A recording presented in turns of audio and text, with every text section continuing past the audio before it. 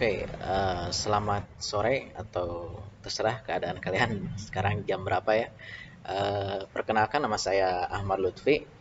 Di sini saya akan coba untuk mengeksplor atau sekedar sharing-sharing tentang course yang ada di Cisco.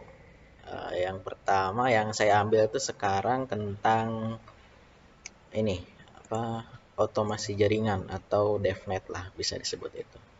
Nah, otomasi jaringan. Nah, di course ini saya akan coba di video yang satu ini saya akan coba tentang explore API, REST API dengan API simulator dan juga Postman. Nah, sebelum kita masuk ke materi, mungkin ada baiknya saya jelaskan dulu konsep API ya. Nah, ini dia konsep API. Oke. Nah, secara gambaran pertama di sini ada database ya. Lalu di sini ada API dan di sini ada berbagai platform atau aplikasi dan juga jenis-jenis OS-nya, sistem operasi. Nah, sebelum adanya API kan untuk mengintegrasikan suatu data ke berbagai aplikasi itu ya cukup sulit lah ya. Nah, jadi dengan adanya API ini kalian bisa memakai satu database untuk dibagikan ke berbagai aplikasi sehingga semua aplikasi itu sinkron satu data gitu ya. Nah, itu secara singkat lah. Makanya adanya API ini jadi satu database ini bisa dipakai atau di-sharing dengan platform iOS ataupun Android ataupun Windows ataupun website, mungkin nanti aplikasi desktop dan lain-lain gitu ya. Nah, itulah konsep garis besarnya API. Oke, kita langsung ke materi. Nah, untuk video sekarang mungkin saya akan coba yang part 1 dan part 2 dulu. Nah, yang pertama suruh menjalankan device virtual machine-nya. Nah, ini saya sudah jalankan. Oke, kemudian part kedua explore API documentation using the API simulator. Oh ya, sebelumnya mohon maaf jika ada subscriber atau viewer saya dari luar negeri jika tidak mengerti bahasa saya. I'm so sorry. Oke, part 1 sudah kita jalankan. Kemudian di part 2 untuk memahami bagaimana cara memanggil REST API, nah gitu ya, intinya gitulah.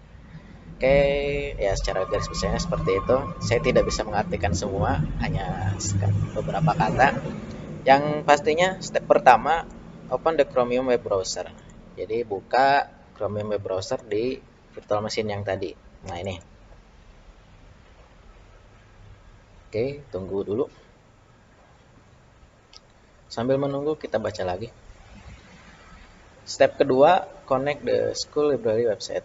If the browser does not automatically open the school library website, jadi suruh kalau misalkan di virtual machine tadi dia nggak langsung ngebuka library.demo.local, maka suruh masukin aja gitu URL ini.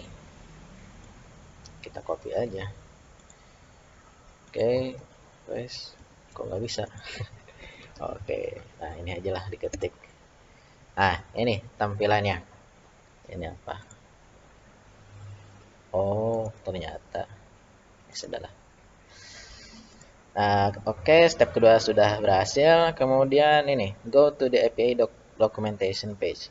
The website default to our books tab and display it. Jadi tab our books nanti dia akan menampilkan list dari buku-buku. Kita coba our book. Nah, ini semua ya. In the upper right corner where it states click here for API doc. Click here for API doc. Nah, ini klik. Nah, ini API documentation. Kemudian click here to go to the API documentation page. Dah ya tadi. Kemudian you will now see a list of APIs in the /API/v1 default namespace. Ya, ini. Kemudian yang B, notice the downward arrow to the far right. Clicking anywhere on the API v1 bar will minimize the API list and turn the arrow facing right. Click again to the center. Oke. Ya, intinya inilah. Gitu ya. Buat memperlihatkan aja kalau misalkan tadi ini nggak muncul list API-nya atau list endpoint-nya, tinggal di expand atau collapse ya. Kemudian step keempat, list books using the get/books API. Click anywhere on the bar for the get/books API. This API return a list of books in the school library. Oke, katanya suruh coba yang get/books. Nah, ini. Nah, di sini langsung dijelaskan di bawahnya ya. Nah, ini ada. Jadi nanti ada beberapa kalau di database mungkin ini kolom lah ya, kolom include ISBN, kemudian sort by, kemudian ada author, kemudian ada page. Nah, jadi gitu. Nah, ini termasuk semua parameternya katanya, ini kan ada. Nah, oke. Kemudian ini dijelaskan parameter. There are several optional API parameter. This can be used to filter, sort, or paginate the output. This will be referred. Nah, jadi di parameter ini, semua parameter ini bisa nanti kalau diperlukan gitu ya untuk ngefilter data-data yang nanti jika kita coba ini ya. Nanti kita akan coba. Oke, respond content type. Click application/JSON to see a list of the different type of data format.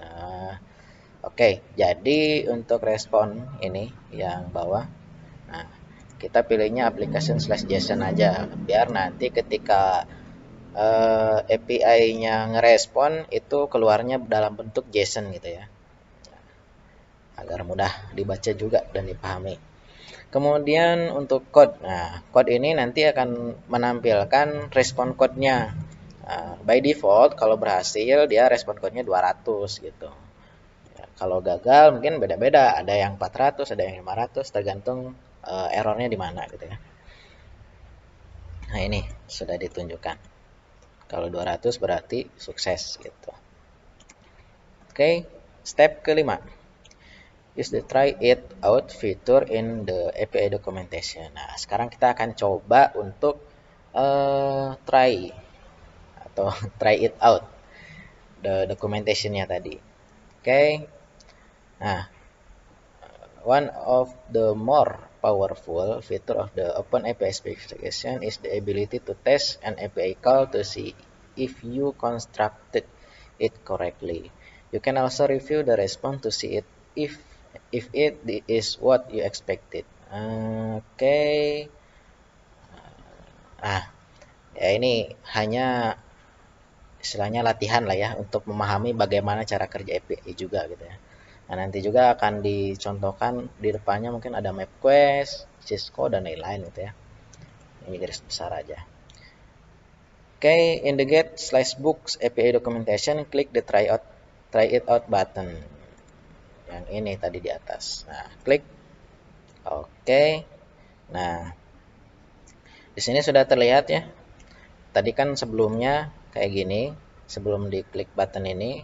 Nah, kalau sudah diklik, nah ini si parameter-parameter ini bisa diisi oleh kita. Ya, tergantung kebutuhan nanti kita untuk ngetesnya ya. Oke. Yang kedua, yang B. Notice that you now have the option to enter information for the optional parameter. Leave the parameter blank and click the execute button. Oke, jadi yang parameter tadi ini, yang di atas ini semuanya, ini adalah opsional gitu ya. Kalau misalkan butuh ya silakan diisi, kalau enggak ya tinggal execute aja. Nah, kalau dikosongkan begini lalu kita execute, itu akan menampilkan semua data gitu ya, tidak ada filternya istilahnya gitu. Oke.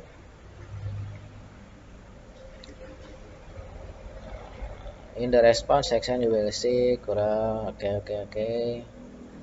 Coba kita execute dulu. Nah, jadi ketika kita execute yang tadi, dia akan menampilkan curl-nya. Nah, ini kalau misalkan kita nanti pakai di command prompt atau terminal. Nah, ini request URL-nya.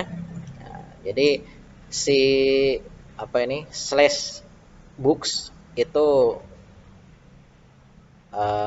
namespace-nya ya, atau URL-nya juga, maksudnya di sini kalau slash book nanti ya.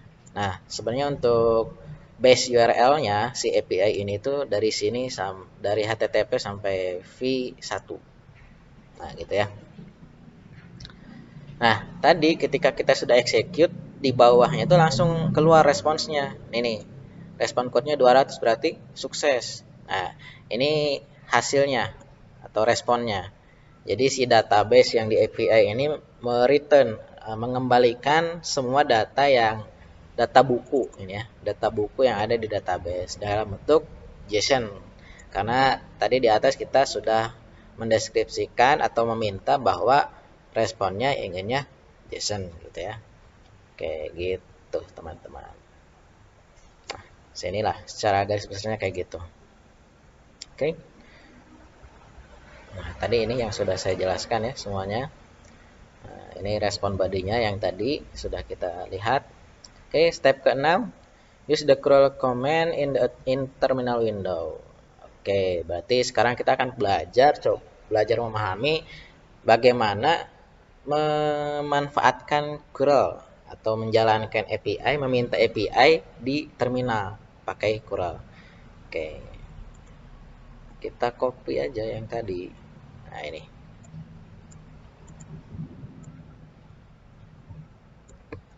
Copy. Lalu kita buka terminal. Nah, kita baca dulu dokumentasinya. Select the curl command, right click and copy it di clipboard. Oke. Buka terminalnya, kemudian paste di situ. Oke, kita paste ya. Paste. Nah, gitu. Nah, di sini ya, ini kalau kita manggil API-nya lewat terminal kayak gini. Memang agak ribet, harus kita ketik gitu ya. Ya, tapi ya harus kayak gitu. Ya kalau di nanti kita kedepannya akan pakai Postman, ya, itu sebuah tools untuk kita ya testing API ataupun ya coba untuk nge-retrieve API dan lain-lain gitu ya.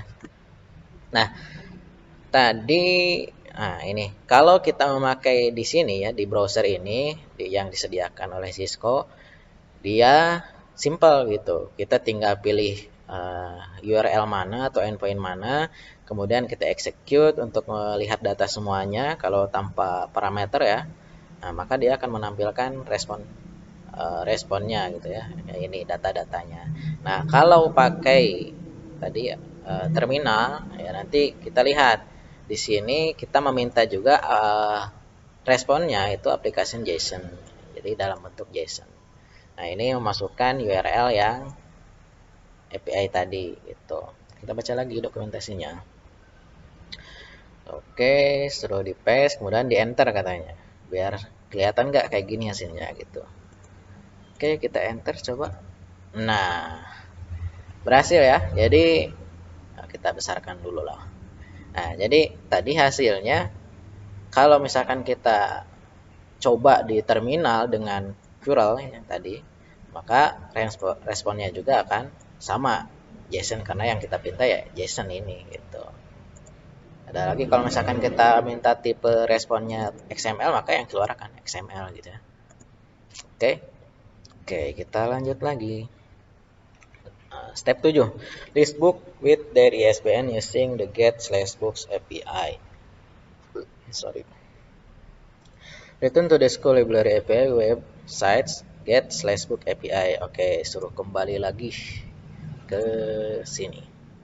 Oke, terus. In the parameter section, select down arrow next to the include the ISBN parameter and select true. Oke, jadi kita coba untuk memasukkan parameter katanya. Nah, di sini yang include the ISBN kita coba pilih yang true. Oke. Lalu klik execute. Nah, Tadi kan sebelum kita ngisi parameter, itu yang ditampilkan ID, title, dan author ya. Coba kita isi dengan include ISBN, execute. Nah, setelah kita lihat, oh ternyata ada tambahan ISBN gitu ya. Jadi itu request bahwa kita ingin nampilkan data-data buku dengan ISBN-nya yang berstatus true gitu ya. Oke. Oh, sekarang kita akan coba di terminal juga gitu. Nah, kalau di terminal suruh tambahkan ini. Setelah slash books itu ada tanda tanya atau ya itu include di ISBN sama dengan true gitu. Tambahi itu saja. Kita coba. Oke. Oh ya, teman-teman kalau misalkan tidak tahu daripada capek ngetik lagi, tekan arrow atas ya, arah atas. Nah, tinggal tambahkan di sini. Sorry. Tanya include ISBN apa tadi? Oh, ISBN-nya gede sama dengan true. IS include-nya ada E-nya ya. Include ISBN sama dengan true. True. Coba kita lihat dulu. Include ISBN sama dengan true. Oke, sudah sesuai sepertinya. Ya, oh ya, sebelumnya teman-teman jangan khawatir, jangan takut terhadap error ya. Ya, karena error itu membuat kita terlatih gitu. Jadi lakukan saja. Biar wawasan kita luas gitu terhadap error juga. Jadi jangan berhasil wae. Oke, nah tadi kita lihat di atas ya, kalau kita tidak memakai parameter, dia sama kayak tadi di web tadi. Dia hanya menampilkan 3 ini saja, ID, title, sama author. Nah, kalau misalkan dia tambah parameter ISBN, dia akan mengeluarkan tambahan kolom ISBN gitu. Itulah bedanya kalau kita mengisikan parameternya. Oke. Nah, respon ini jadi akan sama kayak sebelumnya tadi kita di web gitu ya. Oke. Oke, yang step ke-8. Masih banyak ya. Step ke-8 kita coba get a token using the post/login via basic API. Nah, sekarang kita akan coba mainan API dengan token. Ya. Apa itu token? Jadi token itu kita gini lah ya. Token API konsep. Coba ada nggak?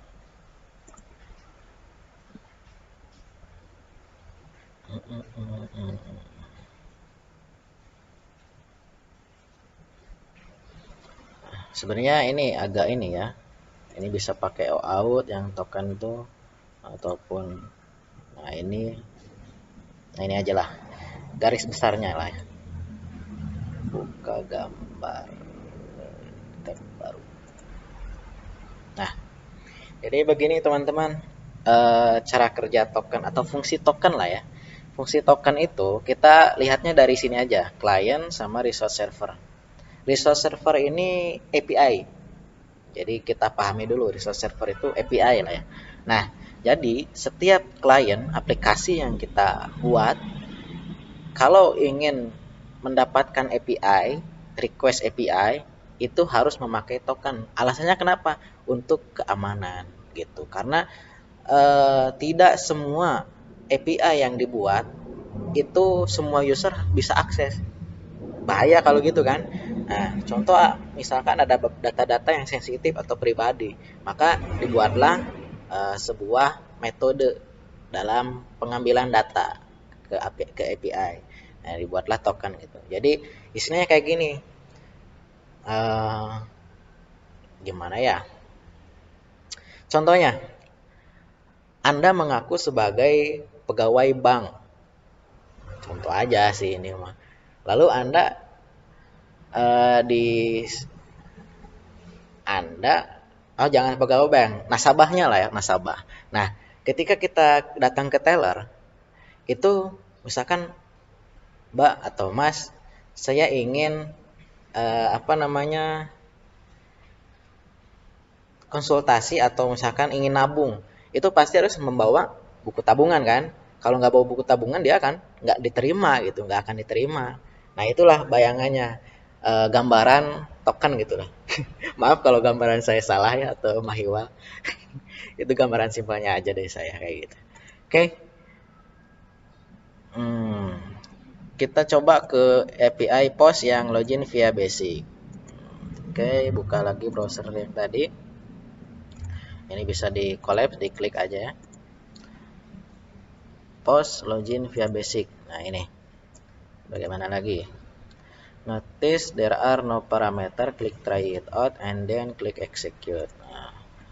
Nah, parameternya nggak ada kan? No parameter. Klik try it out, execute. Nah, suruh masukin username sama password karena ini kan login via basic gitu. Kita coba lihat dulu. A sign in box will prompt you for a username and password. Enter the following information and click sign in. Username-nya Cisco, passwordnya Cisco123 tanda seru. Oke. Username-nya Cisco, benar? Oke, Cisco C-nya besar. Cisco 123 tanda seru. Sign in. Kok salah? Cisco 123 tanda seru. White. Cisco.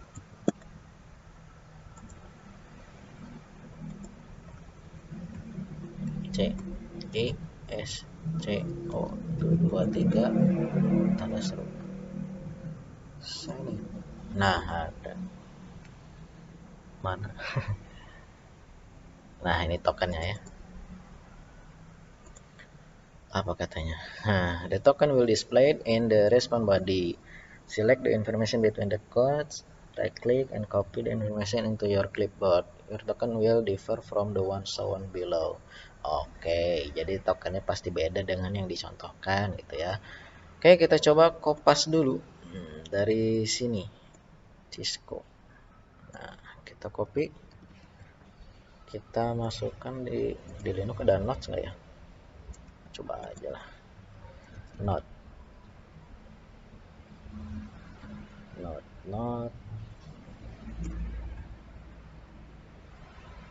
mungkin bisa di Office.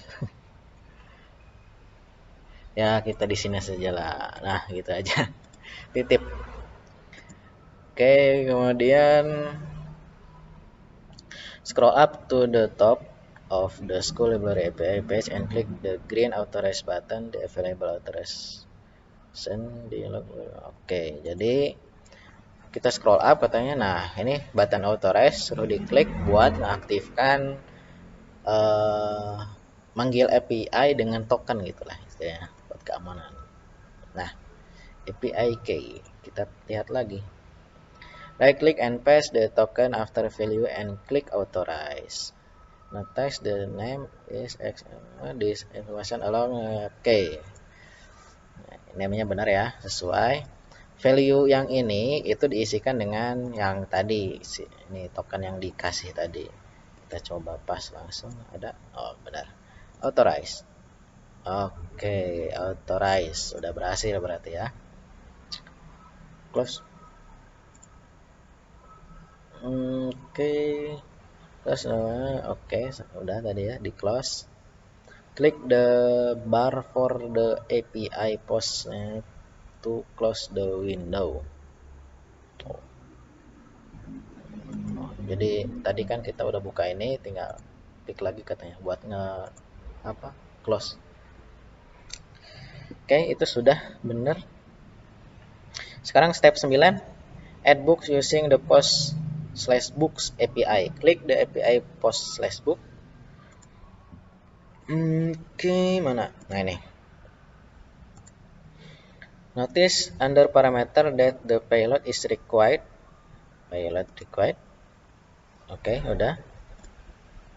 This means that this API require information for this parameter in the format specified by the parameter content type which is JSON. Klik try it out. Oke, jadi fungsinya atau ya istilahnya kita parameter content type-nya kan JSON. Nah, ini example nanti yang akan ditampilkan responnya seperti ini gitu ya. Oke, kita coba apalagi. Klik try out. Oke, udah. Modify the ID, title, and author with the information shown below. Oke, kita coba. ID-nya 4 katanya. ID-nya 4. Oke. Ininya IP versi 6 fundamentals. IP v6 fundamentals. Kita lihat lagi. Rick Graziani autornya. Rick Graziani. Itu aja. Kemudian klik execute. Oke, ke bawah. Nah, ini. Nah, respon code-nya 200, benar katanya. Nah, respon body-nya menampilkan tadi inputan yang kita masukkan gitu ya. Nah, statusnya sukses katanya. Kita coba baca lagi. Verify that the post was successful and the server respond a code of 200 min. Ya tadi ya. Respon code-nya 200. The post was a success. You should see the book you added in the respon body along. Oke, tadi udah ya. Nah, ini respon body-nya. Nah, sudah benar. Okay, you will also see updated information for URL and the request URL tadi ya. Nah, bisa dilihat di sini katanya, atau bisa pakai ini.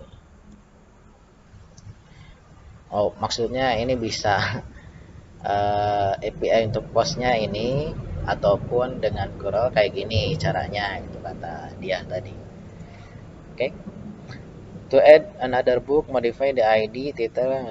Oke, kita coba lagi katanya untuk masukkan data baru. Oke, kita coba. Masukkan datanya berapa? 5. Kemudian di titelnya kita isi 31 atau ya 31 days before your CCNA exam. Oke, kita isi 31 days before apa? Before your CCNA exam. Before your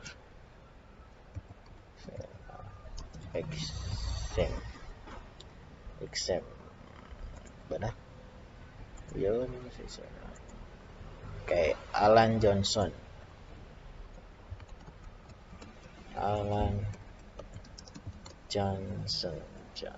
Gimana bahasa Johnson gitu ya. Oke, Johnson.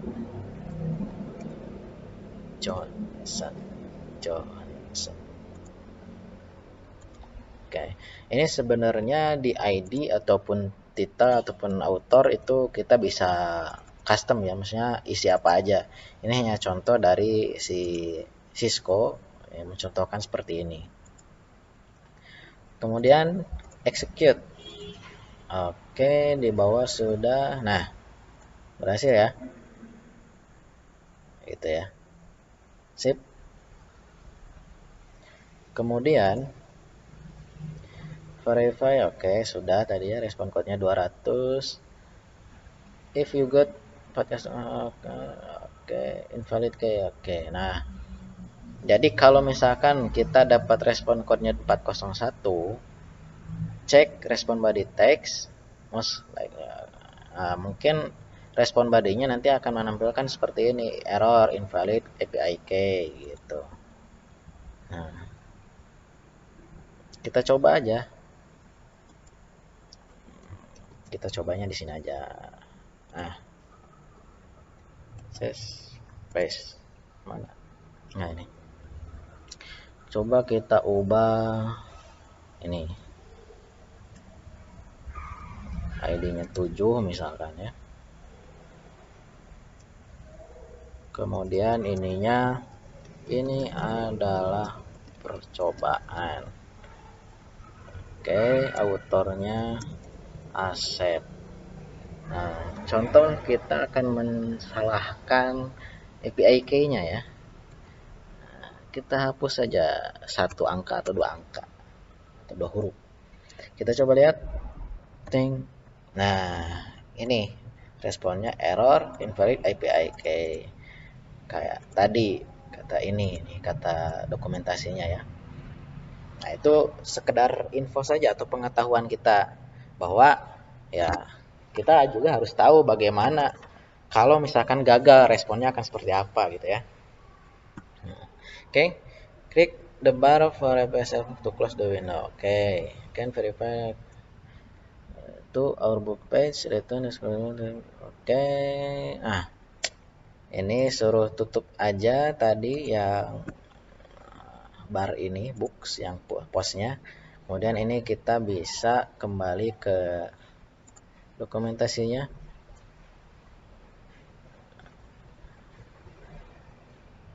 Nah, suruh refresh aja katanya. Tinggal refreshnya bisa aja sih kita login lagi gitu ya. Tapi tidak perlu. Bisa balik lagi aja ke tadi gitu. Nah, sekarang kita akan coba lihat dulu yang tadi ya. Saya penasaran yang tadi apakah berhasil, benar-benar berhasil. Yang sudah kita masukkan. Coba kita execute. Nah, mana responnya? Nah, ini. Ada ya. Jadi, sorry. Nah, ini yang tadi kita tambahkan. Itu. Kemudian mana lagi? Nah, ini yang kita tambahkan tadi. Nah, berarti berhasil ya. Gitu, teman-teman. Oke.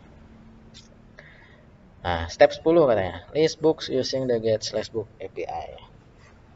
Oke, katanya balik lagi ke yang get tadi ya. Sudah kita coba tadi.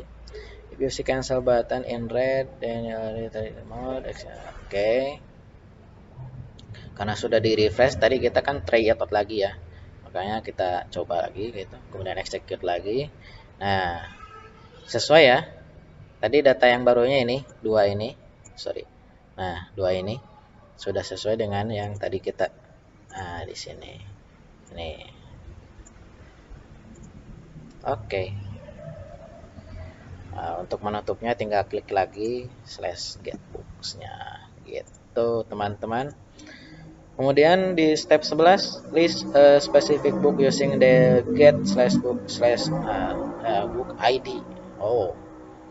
Sekarang kita akan coba menampilkan data secara spesifik. Contohnya, misalkan saya ingin menampilkan data yang ID-nya 1 atau 2, terserah gitu ya. Nah, sini akan kita contohkan. Klik the get/books kurung kurawal ID. Kita buka dulu. Nah, yang ini. Klik. Kemudian notice this API record the ID as parameter. Required ID-nya. Oke, to the right of parameter, klik try it button. Oke. Kemudian under parameters enter for the required ID. Nah, katanya suruh masukin ID-nya yang angka 4. Coba. Maka seharusnya dia menyampilkan datanya seperti ini. Kata tutorialnya ya. Kita coba execute. Nah, berhasil. Sama kan? ID versi 6 fundamental. Oke, sama. Itu berarti berfungsi gitu ya. Itulah caranya jika kita ingin menampilkan data secara spesifik. Misalkan yang diambilnya ID-nya saja, misalkan yang kita panggil ID 4 atau 3 atau 2 terserah gitu ya. Oke, kita akan coba step ke-12. Ini tentang menghapus spesifik book menggunakan endpoint ini delete yang /book ID. Oke. Pertama klik dulu delete yang API delete, kita tutup dulu yang ini ya. Nah, ini delete. Kemudian ID required benar, ada ya, sesuai. Kemudian try it out, coba. Nah, masukkan parameternya 4, angka 4. Nah, yang tadi berarti IP versi 6 tadi. Kemudian execute. Oh, API key required. Respon code-nya 400 katanya. Kita coba baca. Oke. Harusnya kalau berhasil dia code-nya segini. Tapi karena kita perlu masukkan token yang tadi ya. Kita coba. Caranya kita coba masukkan lagi mungkin ya. Ini apa? Oh, masukkan dulu token yang tadi.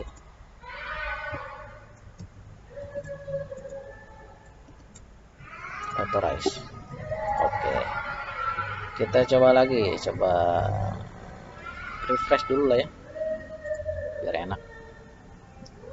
Oke. Ini sudah di ini. Oh, belum. Kalau di refresh balik lagi. Coba ces.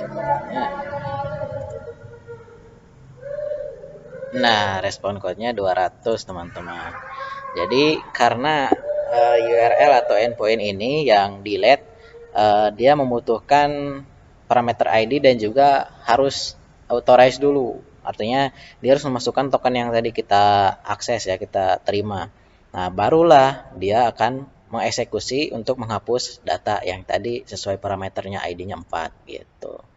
Ini sudah berhasil. Kalau kita buktikan, coba kita lihat.